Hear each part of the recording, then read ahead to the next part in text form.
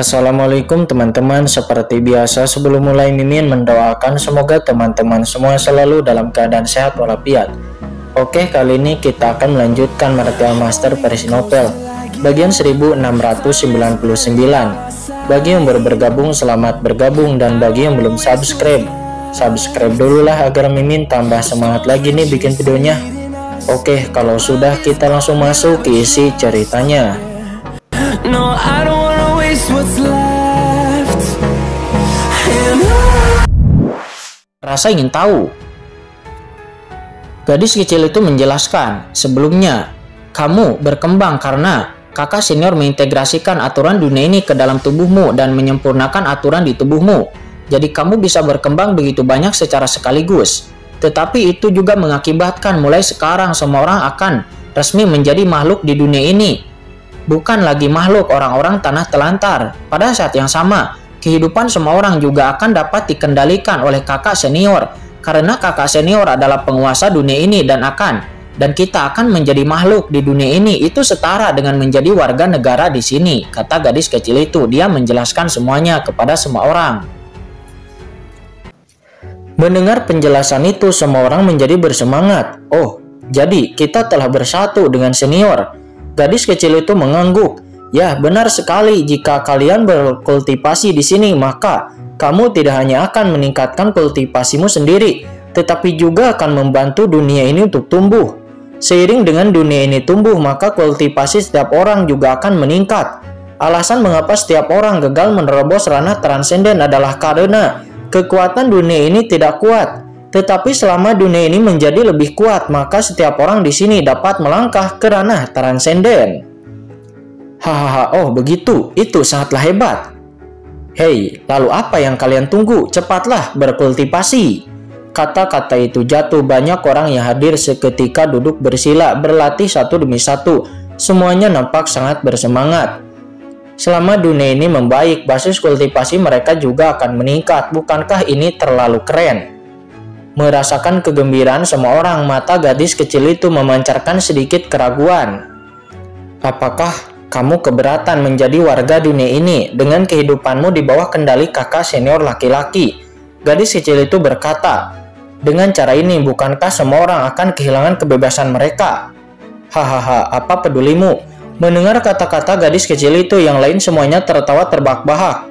Gowa berkata, kakak, sebenarnya kakakku sudah lama ingin menjadi warga negara di tanah telantar. Aku tidak ingin tinggal di tempat yang gelap seperti itu, bahkan sedetik pun. Ya benar, tempat ini sangatlah bagus. Apakah ada yang salah dengan menjadi makhluk di sini? Lagi pula, jika bukan karena senior, kita pasti sudah lama mati di Gunung Haiyun. Bukankah wajar jika hidup kita dikendalikan oleh senior? Walaupun hidup dan mati mereka dikendalikan oleh orang lain, tetapi di sini mereka memiliki kebebasan. Ya, itu benar. Semua orang juga tertawa mendengar ini. Gadis kecil itu berpikir. Sementara saat ini Kincen sudah muncul di luar pagoda Guyu dengan nampak bersemangat. Boom, dia langsung merangsang aura di tubuhnya. Dan aura asli yang luas melesat ke langit dalam sekejap, merobek celah besar di langit di atas kepalanya. Dan kekuatan aturan dan juga regulasi terus menghilang. Aku mengandalkannya. Di samping 10.000 tulang tercengang, mengapa Tuan Muda Cheng menghilang sebentar sebelumnya? Dan setelah keluar lagi Tuan Muda Cheng, kekuatannya menjadi jauh lebih menakutkan. Apakah orang ini masih manusia meningkat dengan begitu cepat? Di sisi yang berlawanan, Kincen mengabaikan keterkejutan dari leluhur 10.000 tulang, tetapi Kincen sangatlah bersemangat. Pada saat ini dirinya jelas merasakan bahwa setelah dunia kacau sedikit meningkat, asal-usul di tubuhnya juga mengalami peningkatan. Tingkat peningkatan kecil ini bahkan mirip dengan peningkatan setelah dia menyerap aturan Dewa Yang Mulia Haiyun juga yang lainnya.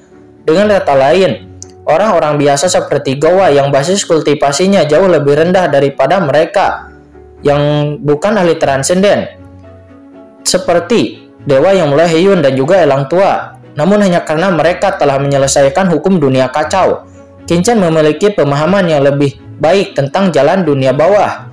Ini merupakan sebuah peningkatan yang besar. Tanpa diduga, dunia kacau memiliki efek seperti itu, kata Kincen. Dia bersemangat. Dunia kacau dapat dikatakan sebagai salah satu senjata ajaib kelahirannya. Ketika dunia kacau ditingkatkan, maka basis kultivasinya secara alami akan meningkat sesuai dengan itu. Yang membuat Qinchen semakin bersemangat adalah bahwa Gowa dan orang-orang di dunia bawah hanya perlu hidup di dunia kacau, membangun pemurnian dan dapat melengkapi dunia kacau. Selain itu, selama mereka menyatu dengan aturan di dunia kacau, maka mereka akan menjadi bagian dari dunia kacau dan hidup dan mati akan dikendalikan oleh dunia kacau. Dengan cara ini, selama siapapun menyatu dengan jalan aturan di dunia kacau, mereka akan sepenuhnya berada di bawah kendaliku dan menjadi bagian dari dunia kacau yang kuat, gumam Qinchen. Mata Qinchen berangsur-angsur menjadi cerah. Kita harus tahu bahwa Gowa dan yang lainnya hanyalah kultivator di Yang Mulia Bumi sebelumnya. Jadi mereka bisa sangat membantu. Lalu jika mereka bisa mengendalikan beberapa ahli teratas transenden, lalu seberapa besarkah peningkatan yang bisa didapatkan olehnya? Bukankah ini lebih dari 10 kali lebih kuat daripada melahap langsung seorang ahli transenden? Selain itu, setelah mereka menyatu dengan aturan dunia kacau, maka kultivasi mereka juga dapat ditingkatkan, dan mereka juga akan berada di bawah kendalinya sendiri dan menjadi bawahannya sendiri. Ini seperti membunuh dua burung dengan satu batu. Pada saat ini, Qinchen bahkan sedikit kesal karena dia telah membunuh Dewa Haiyun dan juga elang tua sebelumnya. Pergilah, 10.000 tulang, cepat bawa aku ke pasukan transenden terdekat, kata Qinchen. Dia menyipitkan matanya dan berkata dengan penuh semangat. Dirinya tidak sabar untuk mencobanya. Meskipun dia tahu mengapa Qinchen begitu bersemangat setelah mendengar perintah dari Qinchen, 10.000 tulang segera memimpin jalan tanpa mengucapkan ataupun bertanya apapun. Namun Qinchen terbang jauh-jauh dalam waktu yang lama, tetapi dirinya tidak melihat bayangan pasukan transenden dimanapun. 10.000 tulang, apakah kamu dapat diandalkan? Di mana pasukan transenden yang kamu sebutkan itu? Kata Qinchen. Dia tidak dapat menahan diri untuk tidak merutkan kening dan bertanya. Dengan kekuatannya, dia mungkin telah menempuh jarak yang tak terhitung jumlahnya dalam waktu yang lama. Jika arahnya benar, dia pasti sudah tiba. Tetapi sekarang, melihat pegunungan gelap yang luas di depannya, Qinchen hampir tidak dapat berkata apa-apa. Baiklah, Tuan Muda Chen, tunggu sebentar. Menurut informasi yang diperoleh dari pencarian jiwa, memang ada pasukan transenden di dekat sini. Mari kita cari lagi. Kata 10.000 tulang, jika dirinya memiliki tubuh fisik, dia mungkin tidak dapat menahan diri untuk tidak menyeka keringat dingin di dahinya. Qinchen tidak repot-repot berkata apa-apa lagi dan terus terbang sesuai dengan perintah 10.000 tulang. Beberapa jam kemudian, Qinchen telah melihat dunia yang linglung di sekitarnya dan benar-benar tidak dapat berkata apa-apa. 10.000 tulang, apakah kamu tahu? Qinchen bertanya dengan ekspresi jelek. Dia sudah membuat lingkaran besar di sekitar sana sesuai perintah 10.000 tulang. 10.000 tulang buru-buru menjelaskan.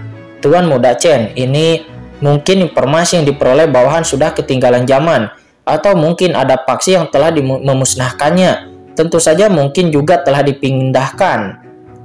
Mendengar itu, Qinchen melirik 10.000 tulang. Baiklah, aku percaya padamu. Kalau begitu, beritahu aku di mana kita sekarang. Ini leluhur 10.000 tulang berputar-putar ke sekeliling dan lalu berkata dengan ragu, berdasarkan rute yang kita ambil sebelumnya dan geografi di dekatnya, ini mungkin dekat dengan Gunung Wanji. Gunung Wanji atau Gunung Kesengsaraan Segudang, apakah kamu yakin? Kata Qinchen. Tidak, mungkin ini dekat pegunungan Yauhun. Atau mungkin tempat lainnya, kata 10.000 tulang. Dia ragu-ragu, lalu buru-buru berkata lagi. Mendengar dia ragu, Qinchen merutkan kening. Apakah ini Gunung Wanji atau pegunungan Yauhun? Apakah kedua tempatnya berdekatan? Ini hampir tidak masuk hitungan. Hati Qinchen merasa tenggelam dan dia tiba-tiba merasakan sesuatu yang buruk. Katakan padaku, jika kamu mengandalkan untuk terbang, berapa lama waktu yang dibutuhkan untuk melintasi dua tempat itu? Itu dengan kecepatan Tuan Muda Chen sebelumnya. Itu sekitar 3 hari. Kata 10.000 tulang. Boom, Qinchen langsung saja menampar leluhur 10.000 tulang. Qinchen sangat kesal kepada leluhur 10.000 tulang. Dia malah tersesat di dunia bawah ini. Pada saat ini Qinchen bahkan ingin melahap leluhur 10.000 tulang. Tetapi untungnya Kinchan orang yang baik. Namun leluhur 10.000 tulang yang dulunya adalah ahli transenden puncak tingkat 3 ini benar-benar tidak bisa diandalkan. Hanyalah sepotong sampah. Tuan Muda Chen, dengarkan penjelasanku, kata 10.000 tulang. Dia menggesek kepalanya. Yang mulia Dewa Heyun dan yang lainnya hanyalah mengenal istana Raja Hantu, dan mereka jarang pergi ke tempat-tempat lain. Aku mungkin telah melewatkan di saat aku mencari jiwanya waktu itu. Jadi aku tidak dapat menemukan jalan untuk sementara waktu. Kamu tunggulah aku dan beri aku kesempatan lagi. Aku akan segera menemukan jalan yang benar, kata 10.000 tulang. Dia berkata dengan cemas. Ini adalah Tuan Muda Chen, orang yang dipercayakan oleh Kaisar Agung untuk mendengarkan semua perintahnya. Jika Tuan Muda Chen tidak puas di saat Kaisar Agung Yoming bangun, apakah dia masih memiliki wajah untuk berhadapan? Memberimu kesempatan lagi, lupakan saja, lebih baik kau percaya kepadaku, kata Kinchan. Dia tidak peduli untuk memperhatikan leluhur 10.000 tulang karena orang ini tidak pernah bisa diandalkan. Kinchan mengangkat tangannya dan seketika gadis kecil yang awalnya berada di dunia kacau pun seketika muncul di samping Kinchan. Kakak senior, apakah kamu butuh bantuan Xiao Xiao? Kata gadis kecil itu. Di saat dia muncul, dia sama sekali tidak terkejut ataupun heran.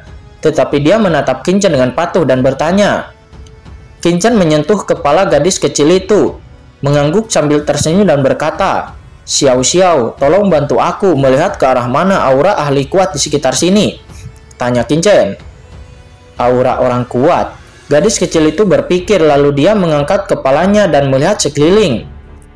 Tiba-tiba pupil matanya berputar perlahan dan energi tak terlihat meledak dari pupil matanya menatap dunia di sekitarnya.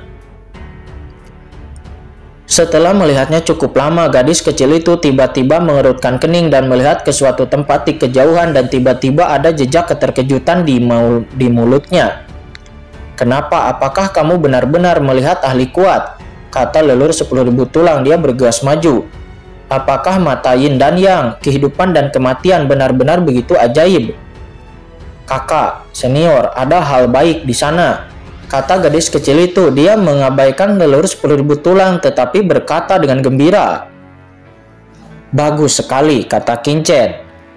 Sementara leluhur 10.000 tulang tercengang, dia mengangkat kepalanya dan melihat ke arah yang dikatakan oleh gadis kecil itu. Ada dunia yang luas sangat sunyi, di bawah langit yang gelap. Badai mengalir dan tidak ada perbedaan sama sekali. Tidak ada apa-apa di sana. Tidak ada apa-apa di sana, kata leluhur 10.000 tulang. Dia melangkah maju dan bertanya dengan bingung. Mengapa aku tidak bisa melihat hal-hal baik yang kamu katakan? Kata gadis kecil itu. Dia mengabaikan pertanyaan leluhur 10.000 tulang. Tetapi dia menatap Kinchan dengan penuh semangat. Kakak, aku tidak tahu persis apa itu, tetapi memang ada aura yang kuat di arah itu, dan itu malah semakin kuat. Aura ini sangat kuat dan juga menakutkan. Itu pasti sesuatu yang baik, kata gadis kecil itu. Dia tampak sedikit bersemangat. Ini adalah pertama kalinya bagi Kinchan merasakan tatapan gembira dari seorang gadis kecil itu, dan dia tidak bisa menahan diri untuk tidak melihat ke arah yang ditunjuk oleh gadis kecil itu. Terlihat di sana ada pegunungan yang gelap gulita yang membentang, membentuk bukit tandus dengan sedikit orang. Ini adalah tanah telantar, sunyi di mana-mana, belum lagi orang-orang, bahkan tidak ada hantu di sana. Kinchan melihatnya sebentar dan memang tidak ada apa-apa di sana, seperti yang dikatakan oleh leluhur 10.000 tulang. Namun Kinchan tidak menahan diri dan sumber di tubuhnya tiba-tiba berubah. Boom! Segera di antara alis Kinchan, mata jiwanya tiba-tiba terbuka dan cahaya redup mekar menembus langit yang tak berujung. Dan itu adalah mata penciptaan. Mata penciptaan adalah kekuatan supernatural yang dipadatkan Kinchan di alam semesta awal saat itu. Itu dapat melihat sesuatu semua esensi di alam semesta awal. Sekarang setelah dia memasuki dunia bawah, Kinchan telah memadatkannya kembali dengan aturan dunia bawah, sehingga membentuk kekuatan unik di dunia bawah, mata penciptaan. Dalam sekejap, pemandangan di depan Kinchan berubah. Itu bukan lagi pemandangan yang sunyi, tetapi sebuah jalan yang mengalir dan napas dari berbagai jalan beredar, mengembangkan berbagai dinamika yang unik. Itu ketika Kinchan mengaktifkan mata penciptaan di dalam kegelapan, dia bisa melihat perubahan yang unik di dunia ini. Tetapi perubahan ini sangatlah ekstrim. Jika gadis kecil itu tidak mengingatkan Qingchen sebelumnya, maka dirinya sendiri tidak dapat mungkin menemukan perubahan sedikit ini. Mungkinkah itu hal baik yang dikatakan oleh Xiao Xiao? Pergi, kata Qingchen.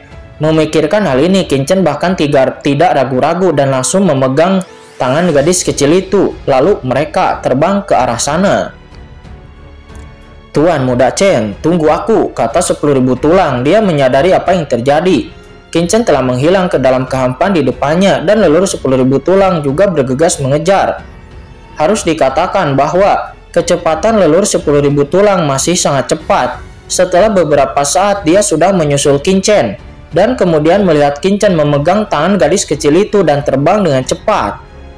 Kakak senior, pergilah ke arah itu. Ya, itu di sana, kata gadis kecil itu. Sepanjang jalan dia terus menunjuk ke depan jalan.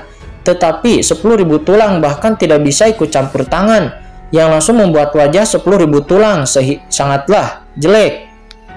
Dirinya punya firasat samar bahwa dengan gadis kecil di belakangnya dia mungkin tidak disukai.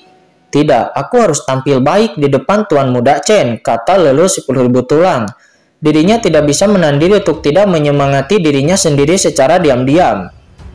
Dipimpin oleh gadis kecil itu, sekitar 1 jam kemudian Qingchen dan yang lainnya telah tiba di langit di atas bukit yang tandus. Kakak, tempat itu ada di bawah, kata gadis kecil itu. Dia menunjuk ke bawah.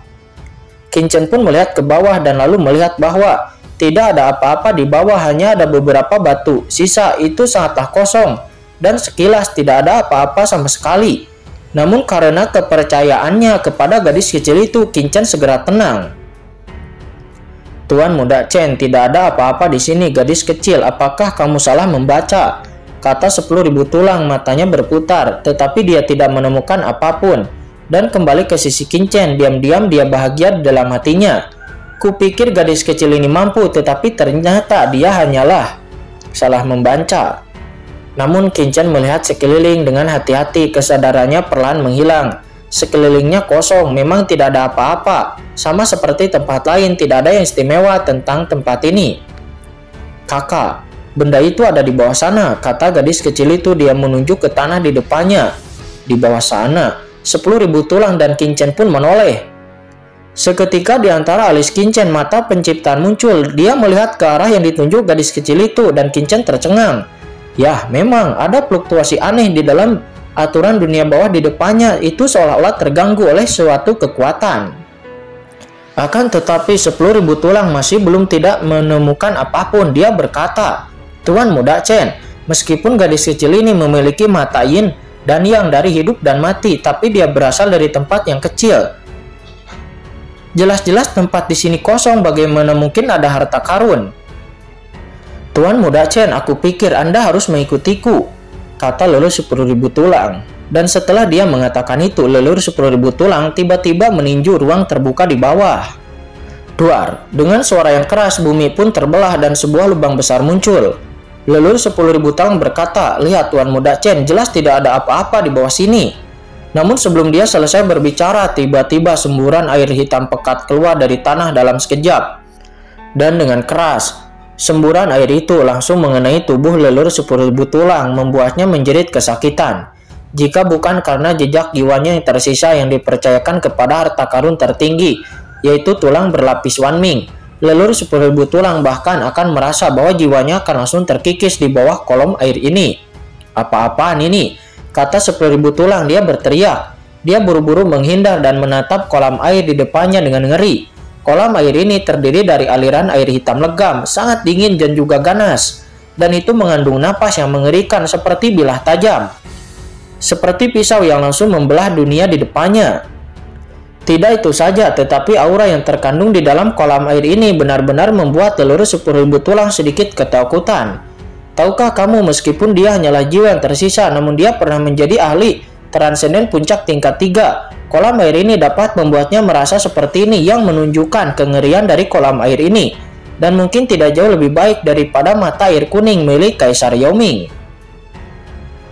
Kakak, benda ini adalah harta karun, simpanlah dengan cepat, kata gadis kecil itu. Dia berteriak dengan tergesa-gesa ketika melihat kolam air ini. Tidak seperti gadis kecil yang berbicara, mata Qingchen telah terfokus kepada kolam air itu. dan matanya berangsur-angsur menjadi serius. Dengan basis kultivasinya, Qingchen secara alami dapat melihat kengerian dari aliran air ini. Tepat ketika Qingchen hendak mencoba memahami kolam air ini, tiba-tiba dua angin yang menusuk terdengar dan dalam waktu yang singkat dua bayangan jatuh di bukit tempat Qingchen berada. Qingchen terkejut, mata air itu sepertinya baru saja menyembur keluar. Apakah ada yang merasakannya begitu cepat? Jelas tidak ada seorang pun di sekitar sini sekarang. Napas kematian yang kuat sekali, itu adalah mata air laut mati. Ternyata ada mata air laut mati di sini, kata orang itu. Orang yang berada di antara keduanya kemudian langsung berseru. Tetapi orang di depan tidak mengatakan sepatah kata pun. Namun ketika dia melihat mata air hitam pekat di depannya, dia juga tampak terkejut. Pada saat ini, Qingchen dapat melihat dengan jelas bahwa sebenarnya ada dua kekuatan super di sini. Yang di depan adalah ahli transendensi tingkat 1 dan yang di belakang telah mencapai puncak tingkat 1. Pada saat yang sama, Qingchen juga mengerti bahwa mereka berdua tidak merasakan napas air yang mengalir di depan mereka. Tetapi kultivator hantu transenden di depan sedang melarikan diri, dan kultivator hantu transenden di puncak tingkat 1 di belakang sedang mengejarnya. Dan mereka hanya lewat di sini. Qingchen sangat gembira ketika dia melihat bahwa dia telah mencari sejak lama sebelumnya, tetapi dia tidak melihat seorang pun kultivator. Namun sekarang dia langsung bertemu dengan dua orang kultivator transenden secara sekaligus.